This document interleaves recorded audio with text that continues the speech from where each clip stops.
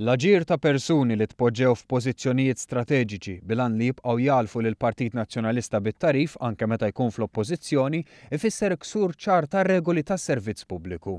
Regoli li kien l-istess Gvern Nazzjonalista li għamilhom u implementhom fl-aħħar snin. Persuni b'esperjenza fis-servizz pubbliku taħt gvernijiet differenti spjegaw ma' One News li l-argument li qed jipprova jġib il-Partit Nazzjonalista biex jiddefendi lil dawn in-nies dak li f'demokrazija kulħadd għandu dritt jassoċja ruħu ma jreġix. Spjegaw kif ir-regoli biex persuni f'karigi bħal dawn ma jkunux assoċjati ma' dan it-tip ta' aġir ilhom ċari.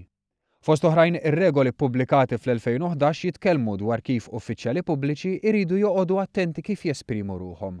Fuq kollox ma jistgħu bl-ebda mod jagħtu x'inftiem li mhux lesti jimplementaw il-politika tal-gvern. Iktar minn hekk ir-regoli jgħidu li min qiegħed minn skala 5 l fuq ma jistax lanqas jagħmel kummenti pubbliċi f'kapaċità personali. In-nies li l-ħadd issemmew bħala membri fil-grupp ta' spjunaġġ ta' Tonio Fenech kollha kemm huma qegħdin fi skala ogħla minn dik 5. Iktar minn hekk uffiċjali pubbliċi ma jistgħu jagħtu l-ebda tarif jew dokumenti li jkunu nkisbu waqt li jkunu qegħdin iwettqu d-dmirijiet tagħhom. U hawn fejn jidher li permezz tal-Google Group ta' Tonio Fenech sar l-ikbar ksur minn dawn ir-regoli. Hemm ukoll postijiet li huma politikament ristretti.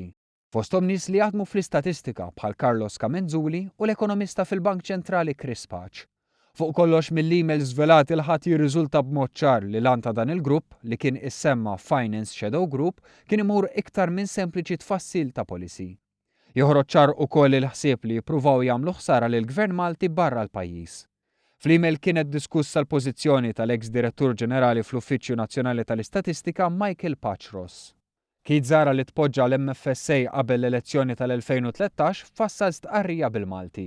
Tonio Fenech talbu li din tkun bl-Ingliż. Dan bilan li tinqabad mill-Eurostat, l-Uffiċċju tal-Istatistika tal-Unjoni Ewropea.